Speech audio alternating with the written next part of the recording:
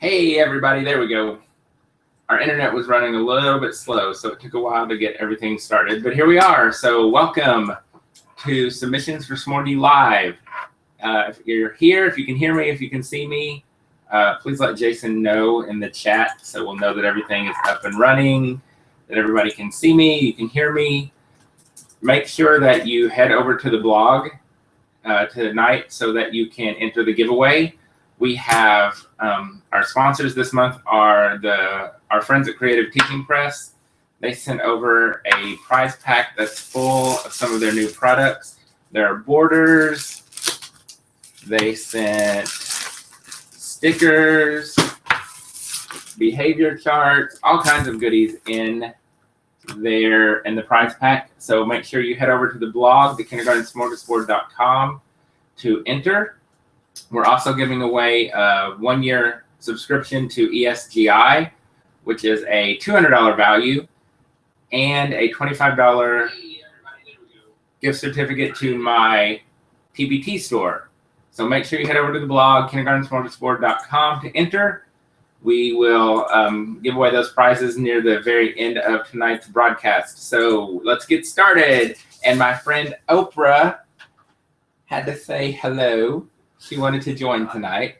So thank you to my TBFF for my fabulous Oprah sweatshirt. All right, so let's get started with questions. By the way, the TBFF is in the chat tonight. The Hartman Sparkle has joined us. Hi, Jenny. Thanks for my Oprah shirt.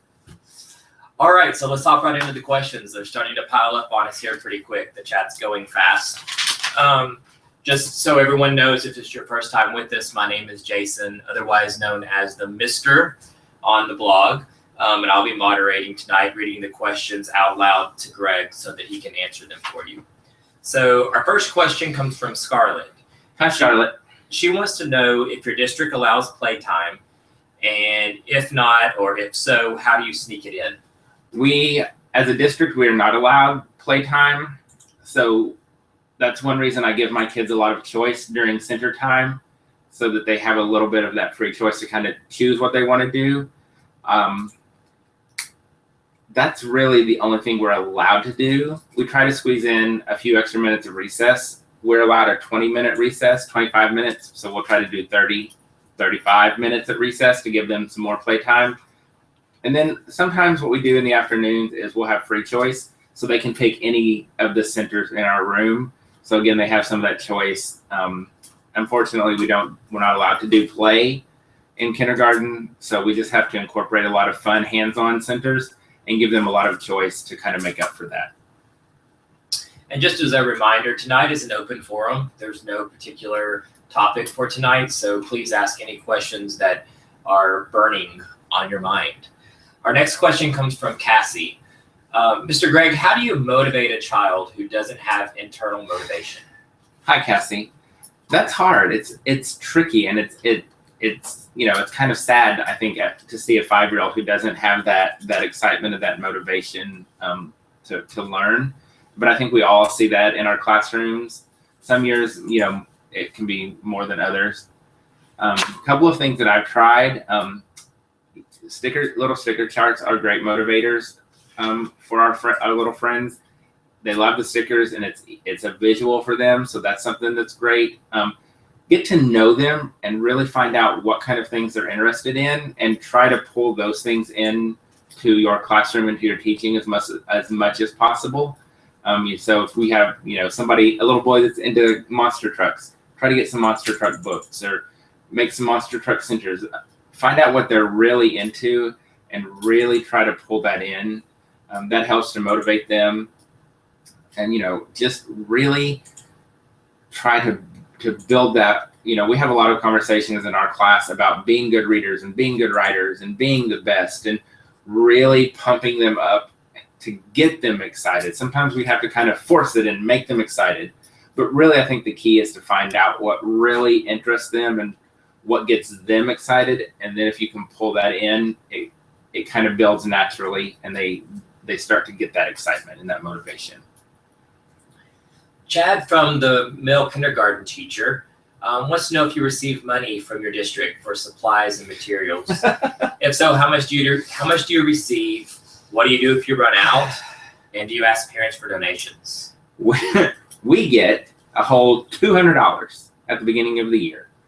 And that's to cover everything. Paper, scissors, glue, anything we would need for the whole year. That $200 is gone before school even starts. So almost everything that I do comes out of our pocket. I do ask parents for donations. We do send home a supply list, and our parents are pretty good about providing that. If we start to run out of stuff like paper towels, wipes, that kind of stuff, I'll send home a note and say, hey, we are out of these things, we need them. And the parents have been pretty good about supplying that. I have asked this year for everybody to bring in $2 on Fridays to help with Foodie Fun Friday and with science. And so that's helped a lot. But our district doesn't provide any money other than that $200. And next year with budget cuts, we, at my school, as of right now, we have $0 to buy any supplies next year. So next year will be even harder for us. So a lot more money will be coming out of our pocket just to have the basic needs in our classroom. So it will be, hopefully parents will be able to step up a little bit to help with that. Leah wants to know if you will talk about your cool down corner. My cool down corner, we call that our take a break. If you're familiar with Responsive Classroom, that's where the cool down corner comes from. We call it take a break, think about it, time out. Some people call it go to the beach, go to Alaska. So what it is that, first of all, it is not a punishment. And that's something we start the year off. We practice going there. Everybody goes there. We practice it. I send a note home to the parents explaining that this is not a punishment. You're not in trouble. This is just where you go for a minute or two to take a breather, to cool off, to think about what you're doing, and then come back. You set up this cool off corner, think about it, take a vacation, go to Alaska. You set it up in a spot where they can still see everything that's happening in the classroom, so they're not completely left out and isolated. I have a little bitty sand timer that I got at the Dollar Tree. It's a 2-minute timer, so they flip it over. When the sand runs out, they just come back. They can choose to stay longer if they want. If they do stay longer, I don't acknowledge them verbally, but after a little bit, I'll motion for them to come back. And what I've recently done that has been a huge benefit and has had a big impact is I have a Scentsy buddy. I got Ruby the Rhino, and inside of Ruby is a French lavender scent pack. And so Ruby smells very much like lavender. And so when the kids go to timeout, they hold on to Ruby, and that lavender is very calming and relaxing, so it helps them calm down to the point where I've had a couple of kids who've gone to timeout, have fallen asleep holding on to Ruby. So that's been a big help. So that's something I highly recommend, is to put a Scentsy buddy or something similar in your timeout, take a break area with lavender, because it's very calming and will help relax them. Moving on to our next question, Beverly wants to know what assessments does your school use for APPR? She said her district uses STAR. I'm not sure what APPR is, but our district uses AimsWeb to do our assessments for literacy and math. And then what we do as a grade level, we use ESGI to do our weekly and assessments and report card assessments. What I like about ESGI is that it's quick, it's easy, and all of your data is right there, and you can send home letters to parents. You can do personalized flashcards. So it makes data super easy. It makes assessing super easy. If you're not familiar with ESGI, you can go to my blog and click on the resources page and click on the ESGI button and sign up for a free 60-day trial to test it out. So that's how we do assessments. We do paper and pencil assessments a lot too, just so they're used to that. But like I said, the district uses AimsWeb, and then we use ESGI. So you can also win a free year of ESGI tonight. So make sure you stop by the blog, thekindergartensmorgasbord.com, and enter so that you can hopefully win a 1-year subscription to ESGI, which is valued at $200. So that's a pretty big prize. So we've got several people that have asked why you call your centers hippopotamuses. Oh, the hippopotamuses. So here's why I call them hippopotamuses. because I'm one of those people that when the people in charge make these crazy decisions and crazy rules that I'm like, really? Like, I'm kind of one of those people that I'm not a rule follower. So a while back, our district decided that we couldn't call them centers because older kids thought that that meant playtime and it was babyish. So we now have to call them workstations. Well, that didn't sit well with me. I'm like, really? Like this, we're micromanaging to the point where we're now being mandated to call them things. And so in this meeting, I piped up and said, really? Well, I'm just going to call them hippopotamuses.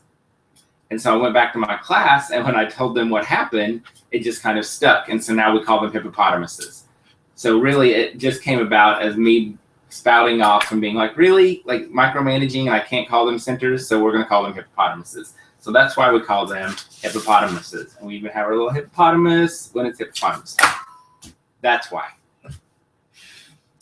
Moritz wants to know, does your district support you when you travel to conferences? And how do you bring that up with them? How do you discuss it with your district or your admin? I am very, very lucky and very blessed to have a very supportive principal and admin. So he's totally on board. And the way our district works is that everything is approved through the principal. And so I've sat down with the principal and, I'm like, this school wants me to come, or this place wants me to come. And so we just work it out and make sure that I have the days to cover it. We make sure I have a sub to cover it. And we always make sure to use one or two of the same subs so that they're very strong subs and that my class can continue and it's consistent for them. So I'm very blessed to have a very supportive administrator who looks at it not only as something good for other schools, but it's good for me as a teacher, and it's good for our school and our district to have me out there working with other teachers and schools. And so big props to my principal. He's fantastic. He's 100% supportive of everything I do, which makes my life a lot less stressful. Catherine wants to know if you have a post on using art in the classroom, and do you ever have people question your art activities? I do not have a post about art. I have, when I presented in Vegas last year for the I Teach K conference, I did a whole session on art and Common Core. I've never had anyone question my use of art. A couple of things that we do to make the art Common Core is tie it to writing. That's one of the easiest ways to make it academic and tie it into writing. We also use art a lot for science. So we're still meeting standards while doing the art. And sometimes we just do art because it's very developmentally appropriate. It's very research-based. It's great for their fine motor skills. It's great for speaking and listening. It's great for following directions. And so this idea that art is bad and should not be done in kindergarten makes me crazy and furious because it's so developmentally appropriate. It's so research-based, and it can be tied into math. We do a lot of math artwork. We do science art. We do art and writing together. So we're able to tie it to Common Core and to academics. What I can do is I will do a blog post next week on some of the research that I have and some of the ways that I connect the art to Common Core and make it academic. But I will definitely share some of that research with you because I know it's a big issue, and I know people want to do a lot more art, but they're scared. So I'll definitely do a post on that and share some of that. But I say close your door and teach on and do some art. And the more glitter, the better. Well, Carolyn, I believe, if I remember correctly, Carolyn is a first-timer here to Submissions Live. Hi, Carolyn. Welcome. And she has her first question, which is, what do you do when one student takes twice as long as the rest of the class when writing? Well, I have a couple of those in my class. And the way that our schedule is set up, we have about 45 minutes to an hour for our writer's workshop. So my kids write as long as they want.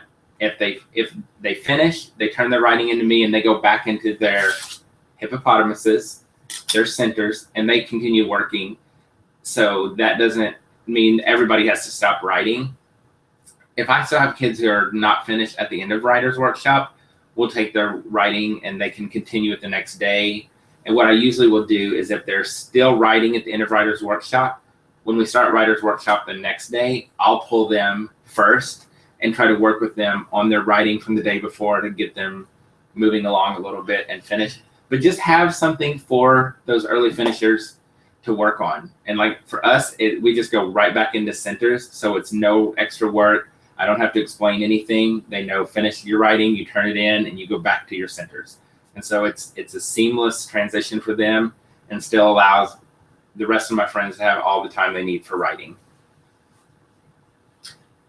Catherine wants to know, Kenna wants to know, what do you do for a child who's very bright but refuses to participate, collaborate, or work? She says she feels like she has pulled all kinds of things out of her hat but hasn't had any luck. She's at her wit's end. Well, you must have my friend Dog Pound.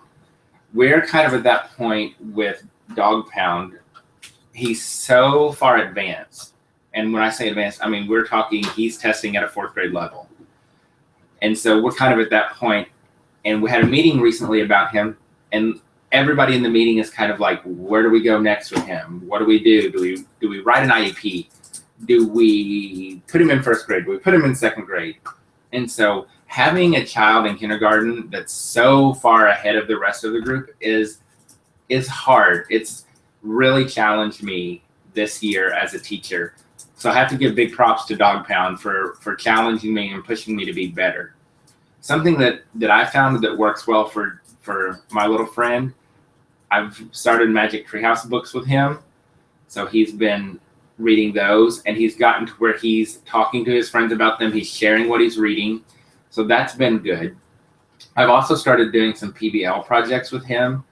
I've been using PBL projects from Digital Divide and Conquer on TPT.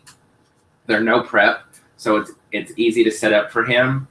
And then he's able to get, again, kind of share that with the rest of the class, share what he's learning.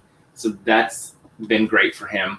I'm lucky, so try that. So try PBL, try to find some chapter books that he's interested in or that your student is interested in. And maybe that's a way to get him to share some of that and to share that learing. But real quick, Christy and Karen want to know why is named Dog Pound. Oh, okay, Dog Pound. So he came in one day and I said, hey, good morning. And he said, today I want you to call me Dog Pound. I'm like, okay, Dog Pound it is. So that's just kind of the nickname that stuck with him. And then it came in another day and he said, today I want you to call me Spike. So Spike it is. We just kind of go with whatever Dog Pound wants. And the days he shows up with 2 different shoes on, we just embrace the fact that he is a very unique and quirky little man, and we love him for that. So that's why we call him Dog Pound.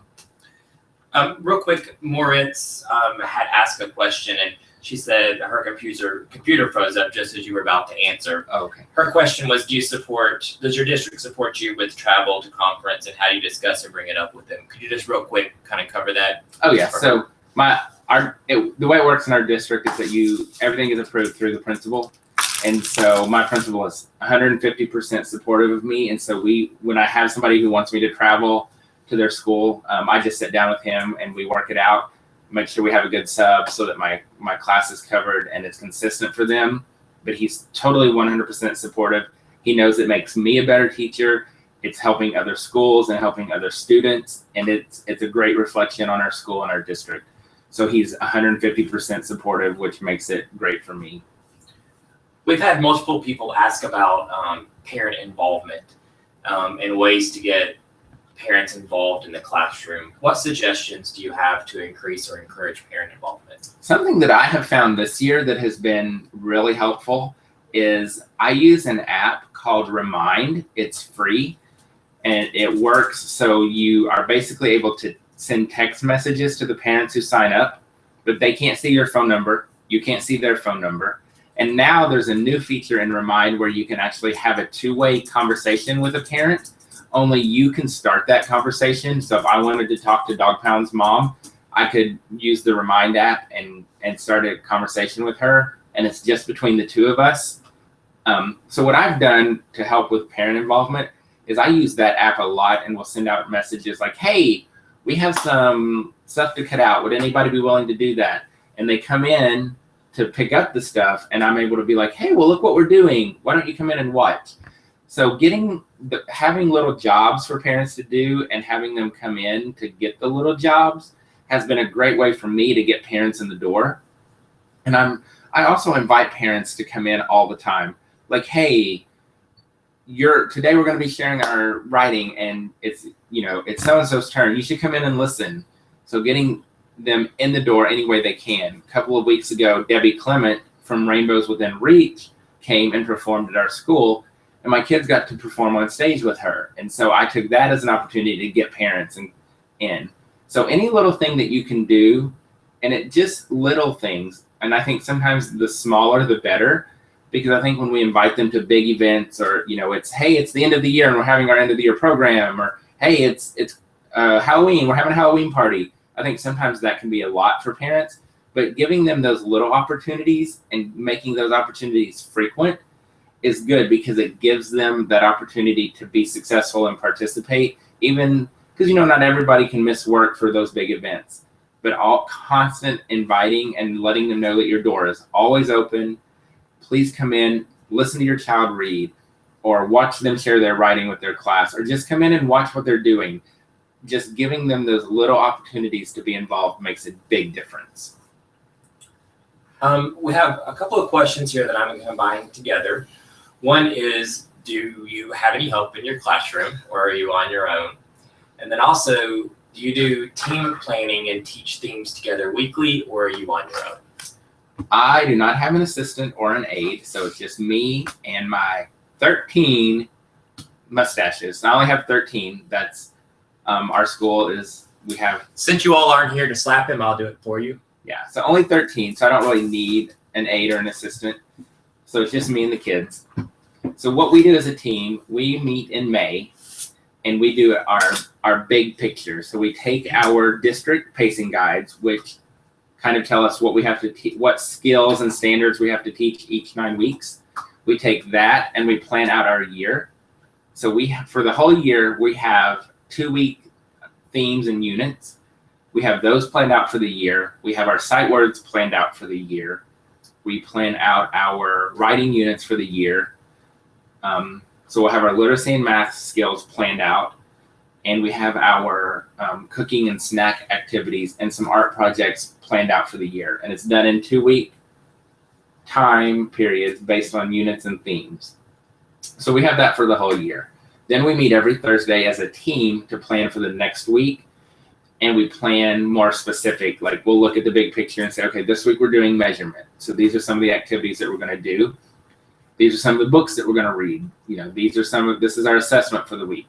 And then we take all of that and we kind of plan our own lesson plans based on all of the ideas and information that was shared during our team planning. So we're doing a lot of the same things, but we're also doing some things on our own.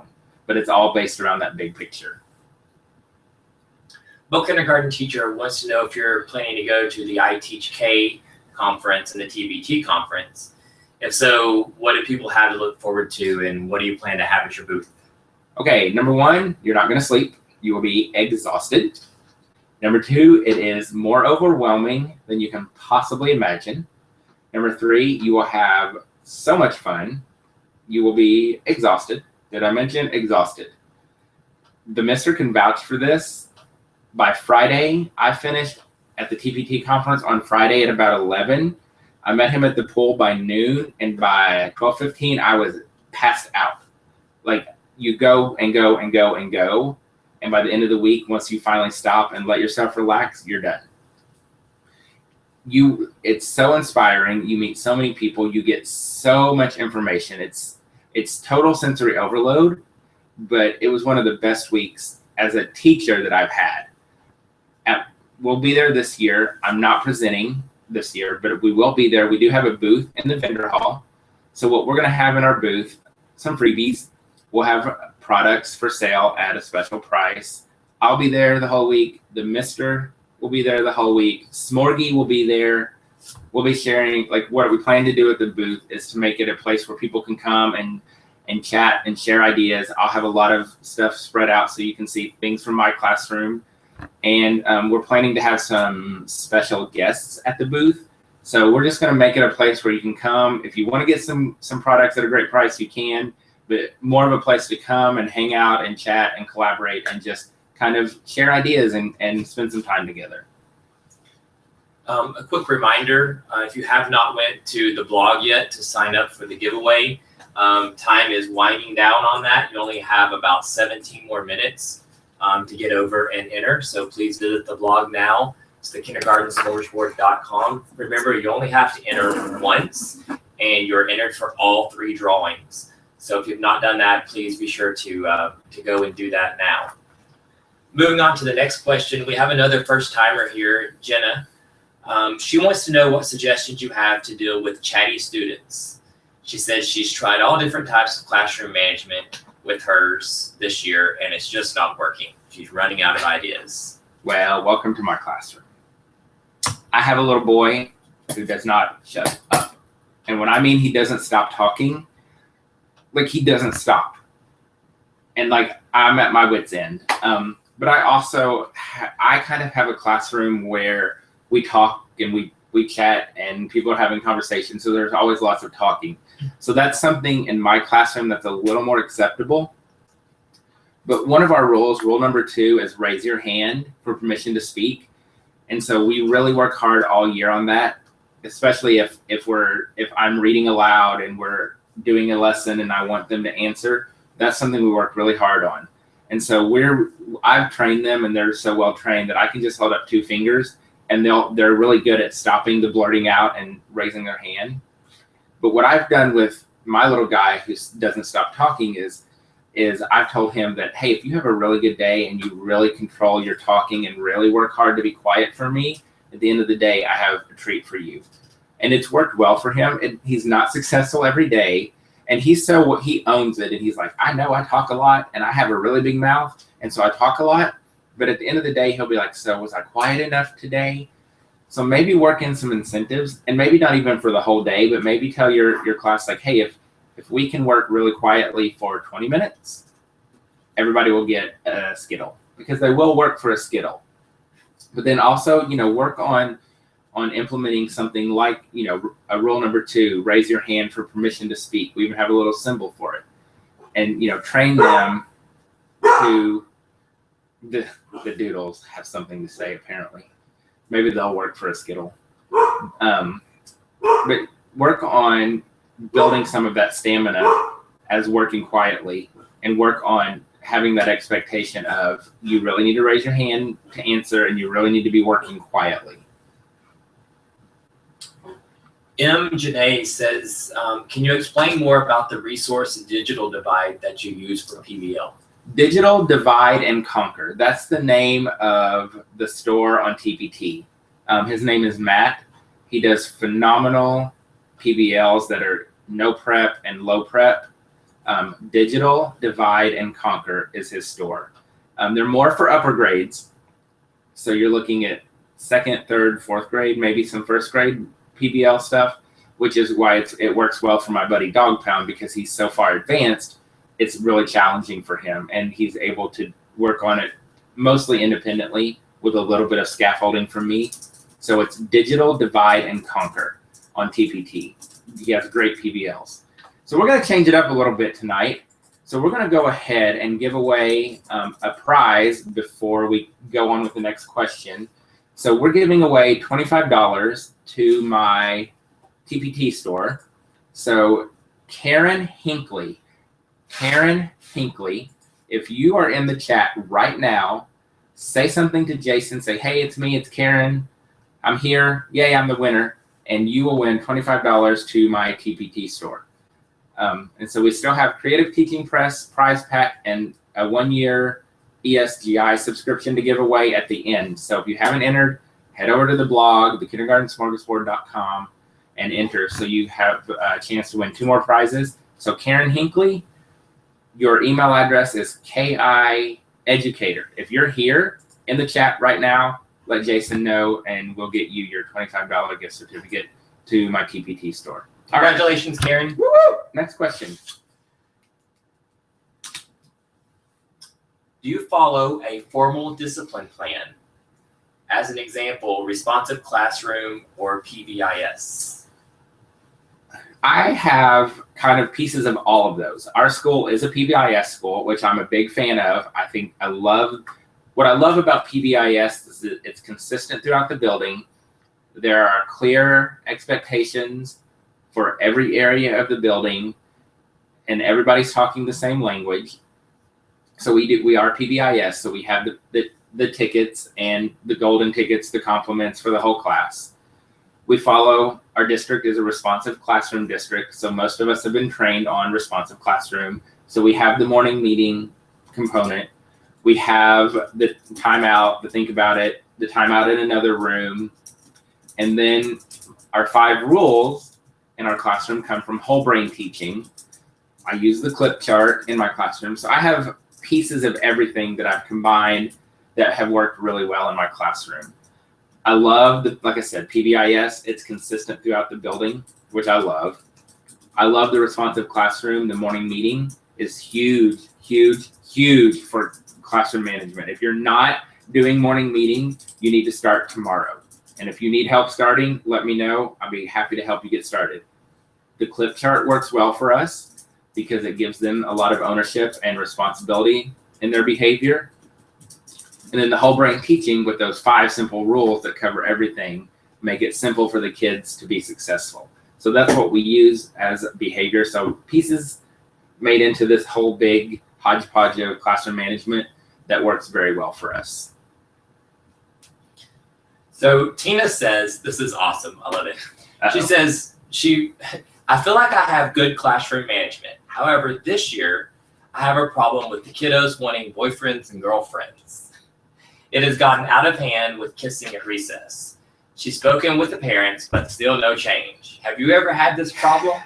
And if you have, how have you dealt with it? Oh yeah, we have it every year. And doesn't that just like kindergartners with boyfriends and girlfriends? I love it. It makes me crazy. Like it's so like first of all, stop letting your kids watch this stuff on TV. And me and the mister talked about this the other night. Like things that we see on TV now are like so like, oh, like really they're showing that on TV and like on family shows and on kids shows. And then we were talking about like the Golden Girls when we were kids and how risque that was. And when you watch that now, you're like, wow, that's pretty lame. But when we were younger, that was risque. So I think part of that is just society and culture in itself, and we're not protecting our kids, and we're kind of forcing them to be more grown up than they need to be. But totally, every year, boyfriend, girlfriend, so-and-so likes so-and-so. So what I tell my kids is that, number one, we ain't here to do boyfriends and girlfriends. We are 5 years old. We're here to be friends and to love everybody and to take care of everybody. If you want a boyfriend and a girlfriend, you can do that at home. You ain't doing it with me. We've had the kissing on the playground. We've had kids on top of each other in the classroom and on the playground in the past. So I think that's probably something everybody in this chat has dealt with and has seen and has tried to discourage. I've done the same thing. Talk to parents, talk to the class. But I think it's such a society thing and a culture thing that's going to be hard. But like I said, I make a big deal that, look, this is not happening at school. We're not here for that. You want to do it, you can do it at home. But here, everybody's friends. We all love each other because we're one big family, and we ain't doing boyfriends and girlfriends. And so I'm firm, and when that happens, I get kind of gruff, and I really put my foot down and make a big deal about that this is not going to happen, and this is not okay. And you can take it and go home and do it. So we've got a lot of talk going on in the chat room about morning meeting, how you handle that. Can you just talk a little bit about your morning meetings? So morning meeting is from Responsive Classroom. I have a bunch of blog posts and a bunch of videos on YouTube of our morning meetings. But morning meeting takes about 15 to 20 minutes. You start with a greeting, which is great. Everybody gets greeted in the morning. Then you have a sharing time. And so everybody gets to share during the course of the week. Not every day. I have 3 people share every day. On Monday, everybody shares one thing from their weekend. When they share, then we get to ask questions. So we're building a lot of those speaking and listening skills, the questioning skills. Then you have a little quick activity, which is kind of designed to get them up and moving. And then you have your morning message. And the morning message just kind of gives them an idea of what's going to happen today. And within that morning message, you usually have a little skill or activity at the bottom. It might be a word web, it might be some subtraction problems. And my kids actually write the greeting and the closing on the morning message. So we're building the handwriting, the letters, the sounds, sentence structure, all of that. So it's a great way to start your day because everybody comes together, everybody gets greeted, you're learning some stuff, you're covering some standards, and everybody's feeling like they belong to a community and getting to share. We get to know each other, and we have a lot of fun with our morning meeting. If it's something you're really interested in and you really want me to help you get started, send me an email or message me on Facebook or something, and I'll be happy to help you get started. Like I said, I have tons of videos here on my YouTube channel, tons of blog posts about our morning meeting, so you can see a lot of the greetings that we do and kind of how our morning meeting runs. But it's a fantastic way to start your day, and it builds those all-important relationships. And that I've talked about this before. If you want your classroom to run smoothly and you want behavior to be good, you've got to start with the relationships. So if you're not doing morning meeting, start tomorrow. Just a quick reminder, the giveaway, you've only got 5 minutes left to go and enter for the giveaway. We still have ESGI and Creative Teaching Press to give away. We're going to be doing that here toward the end of the session. So if you've not entered, please do so right away. Also, I know Greg mentioned Facebook a minute ago. If you've not liked the Facebook page for the Kindergarten Smorgasbord, please be sure to go and do that.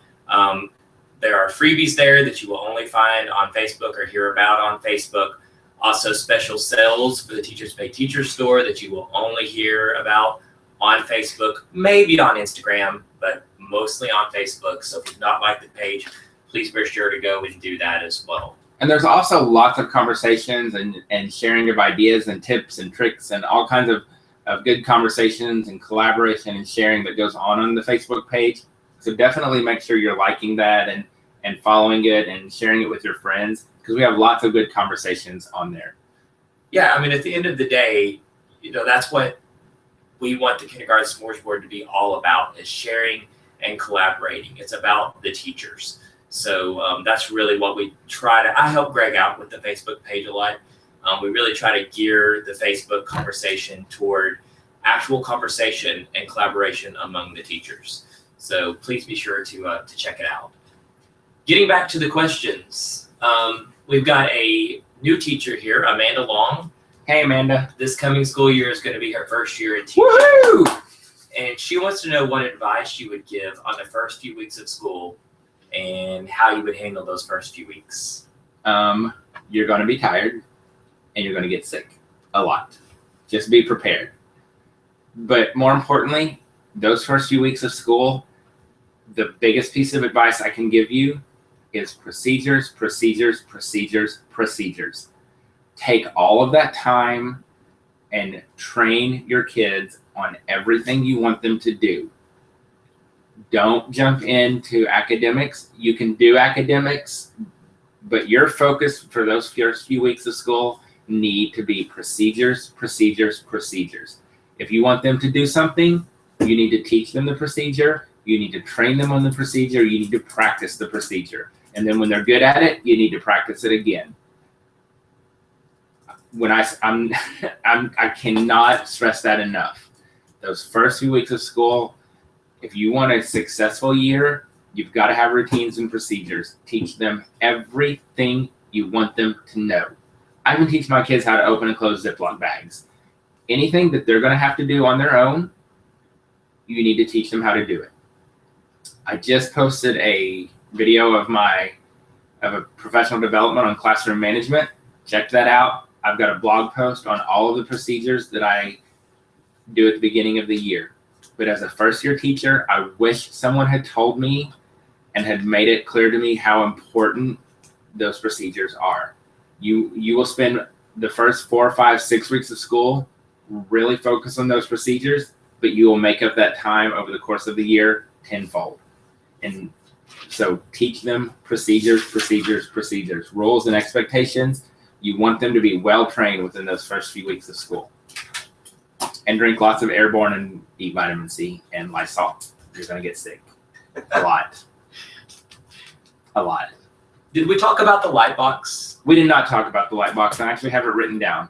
So I'm not sure who asked. Jennifer asked me, why do my co-teacher and I need a light box in my classroom? Well, because they're fun. Everybody needs a light box in your classroom. But the light box, it's fun, it's engaging, it's different, but you're still able to use it to meet Common Core, to meet whatever standards your state or district uses. So it's still academic, but it's a lot of fun. In my classroom, I have a light box that I made myself. Cost me about 18 bucks, maybe 20 bucks to make it. It's lasted all year. It's one of our most popular centers, and we use it for math and literacy. I've got a blog post on how I made it, and I've got several blog posts and a ton of freebies on my blog about how I use it. One of my best, if you're going to do a light box, one of my best tips is to go to the Dollar Tree this summer, and they might even start having them out now. And they sell those packs of like 30 shot glasses, the little plastic ones that are all different colors. Buy them in bulk. Buy as many of them as you can possibly get your hands on. And then the Dollar Tree people will think you're having a big party and they'll be real excited and they want to come to your house, and then you tell them you're buying all the shot glasses for kindergarten. And then they look at you like you're kind of crazy. But I use the shot glasses. I print things on clear mailing labels and stick them on the shot glasses. And so that's how we use our light box, and that those plastic and they're neon, and so they really glow in the light box. So it's super engaging. It's super fun. The kids love it. So you need a light box. Everybody needs a light box. Oprah says, everybody needs a light box. If you want to make one, I said I have the blog post on how to do it. Costs you about 15 to 20 bucks. They don't take up a lot of room. It's super fun. Everybody needs a light box. Oprah says. And I have to say, when I visit Greg's classroom, the light box always intrigues me. I always have to go over and check it out. I really don't know how it's used. I don't know anything about that kind of stuff. I just know it looks cool with the little shot glasses, and I like to move them around. So they're fun. Exactly. And I do also have a YouTube video that talks about the light box and our sensory bin and gives you a lot more information on how we use it. So you can check that out also. So we have a couple of questions about tattling. How do you deal with tattling? And how do you tell the difference? How do you describe the difference for your kids between tattling and actually accountability? Oh, tattling. We go tell the president. That's what we do. So what we do in our classroom, and it's kind of funny that I'm wearing my Oprah sweatshirt, because a couple of weeks ago I had a little girl who was reporting to me about every little thing. He sneezed. She looked at me. She touched her nose. And I finally said, look, Oprah, I don't need you to tell me everything. And she said, who's Okra? So now her nickname is Okra. But anyway, so what I try to tell my kids and what we work on all year is that you need to come and tell me if you are hurt, if someone is hurting you, or if someone is doing something that isn't safe. Those are kind of our three, like, this is something we need to tell Mr. Greg. Are you hurt? Is someone hurting you, or is someone doing or saying something that's not safe? For the rest of it, I have a picture of the president hanging up in our classroom. And so I'll be like, you need to go tell the president. Like, I can't tell me. You got to go tell the president. And so you'll see them randomly wandering over there and it's so funny because they're they're really sharing whatever it is, and then off they go. So they kind of need an outlet. I know a lot of people have like old telephones, and so they go and tell the tattle phone. I've seen like a tattling turtle, so they can tell the turtle. I know some people have like notebooks, and the kids write down their tattles. So I think they just kind of need a way to vent and to get it out.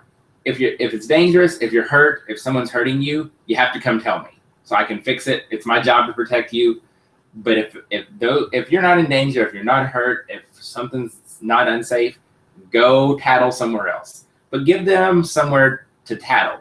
Give them a physical place to go, a physical something to talk to or to talk into so they can get it out. I think they just want to get it out sometimes. So for us, we tell the president.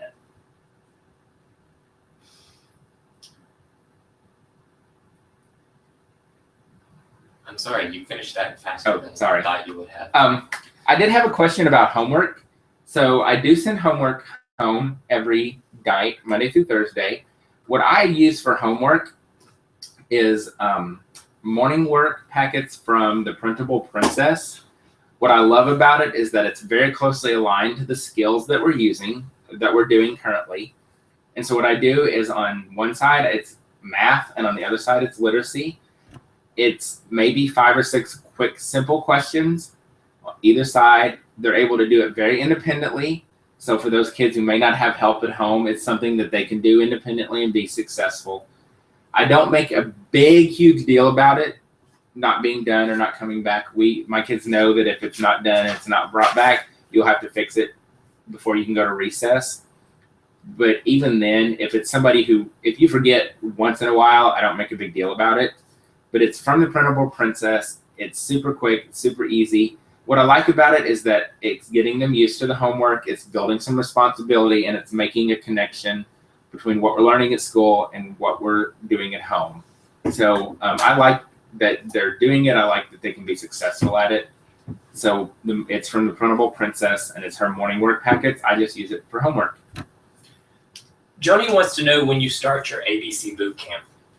We start ABC boot camp the first full week of school.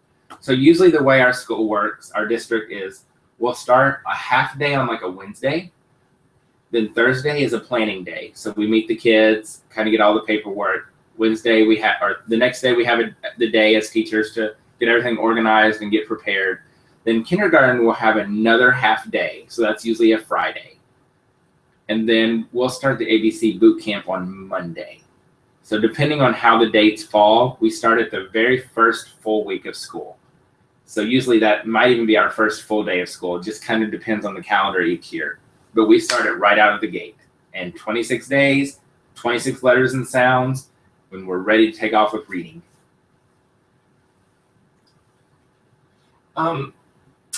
Moritz asked earlier if anyone uses work time in kindergarten from Reading Matters. I've not heard of either one of those, so I can't speak to that. But maybe some people in the chat know what you're talking about and use it, and maybe they can share some of their ideas for that. Maybe somebody can share what it is. What's the name of the YouTube video for the light box? Do you know? I don't know. It's probably, I think it's a submissions for Smorgie video, and it's a light box. It might be submissions for Smorgie, light box, and sensory bin. Okay. But I know it's a submissions for Smorgie video. Everyone's really intrigued by the light boxes, and they're wanting to find it on the blog and find the videos. So, and what I'll do after we're finished here is I'll put those links on my Facebook page. So they'll be right there for you, so you can go find those on Facebook. So see, you need to go like the Facebook page. Lauren wants to know, how do you handle incoming kinders and class placements? I'm assuming you mean like at the beginning of the year. So what we do, our pre-K classes will take their kids and divide them up, and we're looking to do it so that they're kind of balanced with race, boys and girls, and academics, and then behavior. So we want to make sure that the classes are kind of balanced. So, and that's with our pre-K. So we have a little form that we fill out, and then they divide them up. And if there are like severe behaviors, those are pulled out, and the principal works with us to place them. And then what we do with the rest of the kids who didn't go to pre-K, when they come in, we'll do some quick assessments on them within that first few days of school, and then we sit down as a team to make sure that our classes are kind of balanced. Last year, we shifted like 2 or 3 kids around, but not like major, like we didn't, move half the class to this class, and, but we want to make sure everybody's kind of balanced. We don't want one class to be super high and one class to be super low. So we kind of look at some data early on and balance it out that way. Can you talk a little bit about your centers and how often you switch those out? Actually, and Rebecca actually said, how often do you switch out your center activities or hippos? The hippos.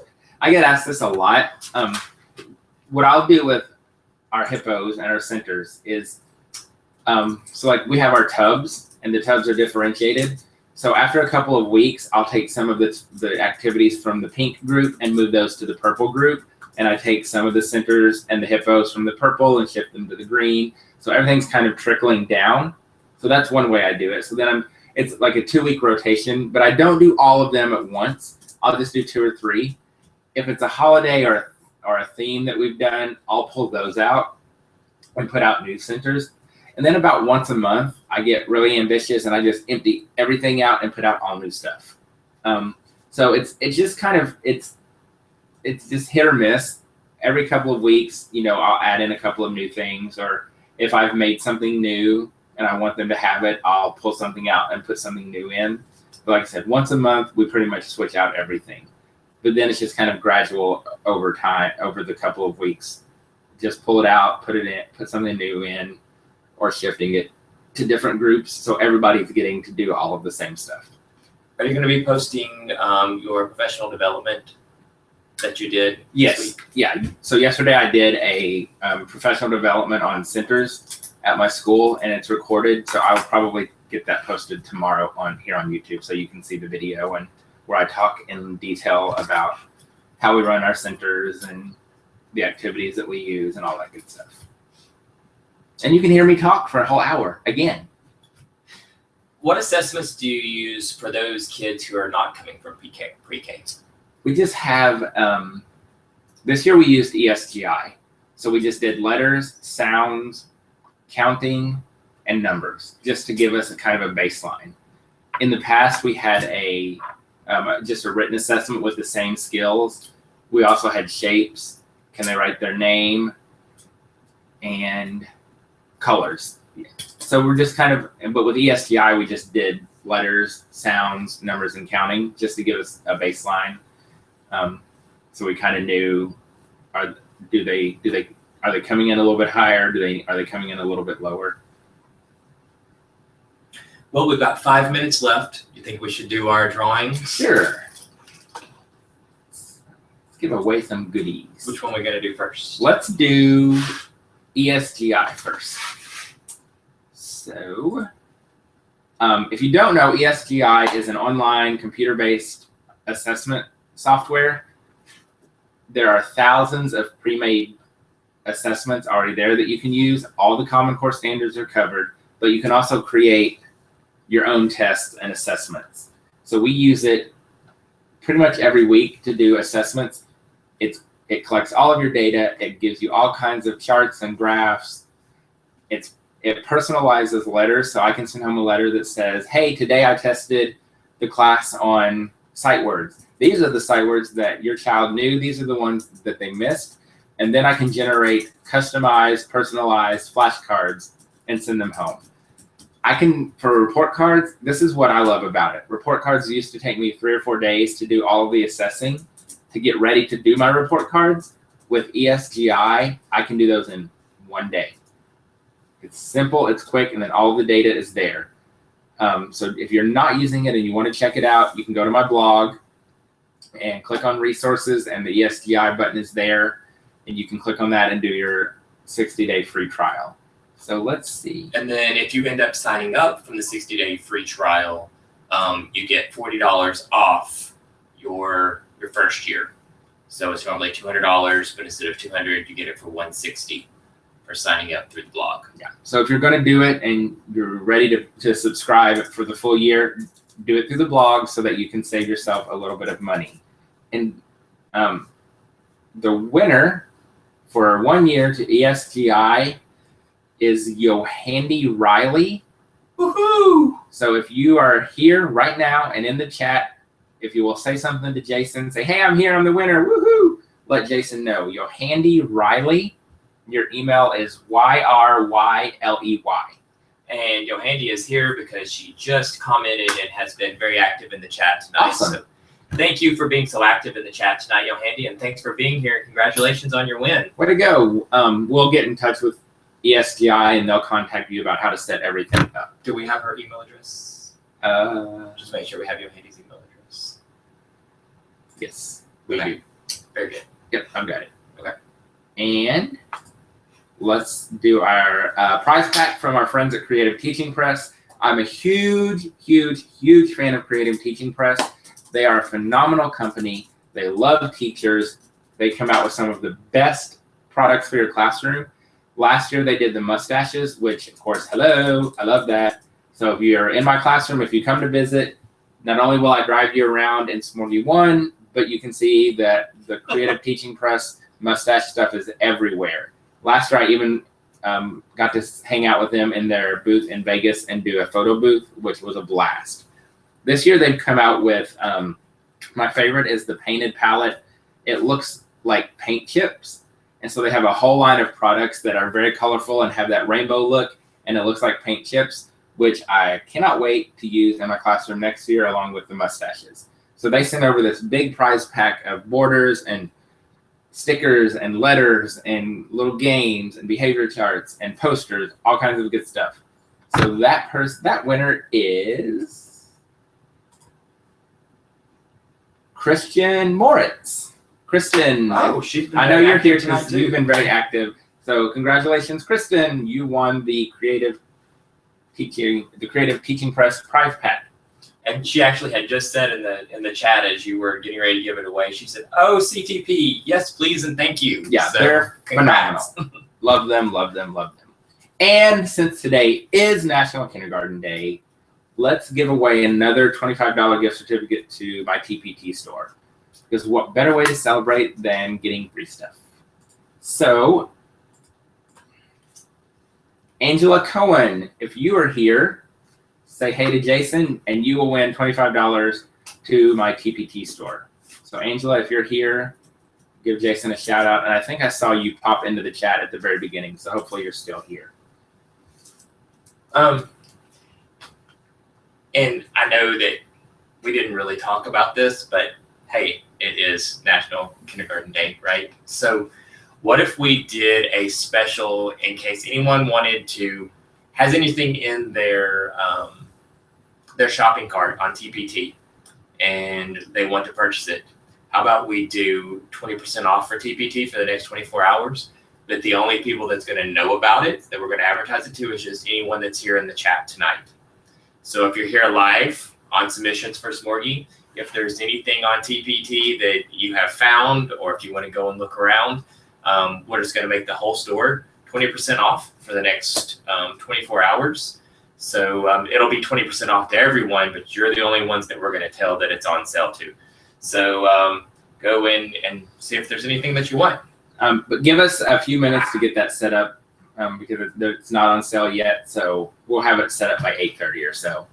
So head over to the TPT store, get 20% off for the next 24 hours. Happy National Kindergarten Day. Who knew we had our own holiday? I think next year we need to plan a big party at my house. Oh gosh, wait a minute.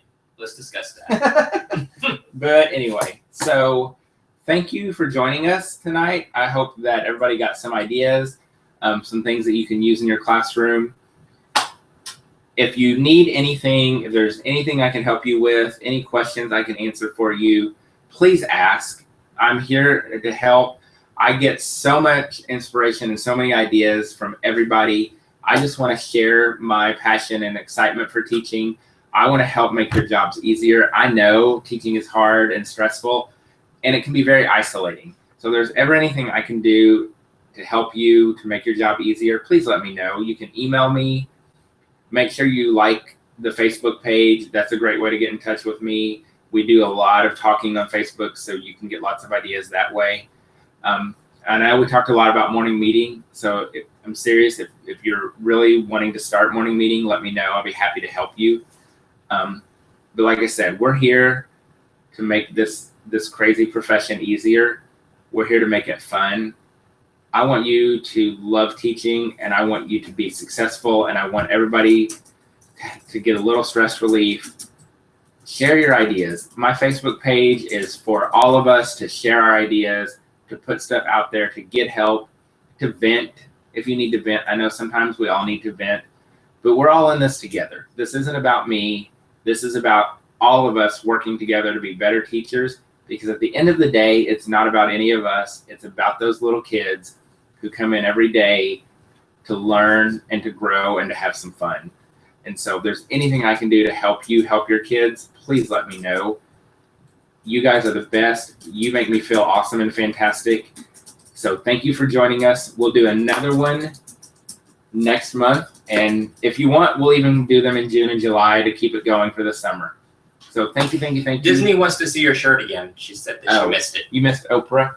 See, Oprah had to come. Oprah heard all about us, and so she came to join us. That's so funny. Oprah loves teachers, and look, she's even on the back. So that's Oprah. And I would just say this. It's a sad day in our country when there's a whole generation of 5-year-olds who have no idea who is the Oprah. So we might have to have a new research creation about Oprah, because they need to know about Oprah. So thank you so much. If you need anything, please let me know. You guys are the best, and we will get the TPT store put on sale, and I will put some links to some blogs and videos on the Facebook page. Thank you. Have a good night.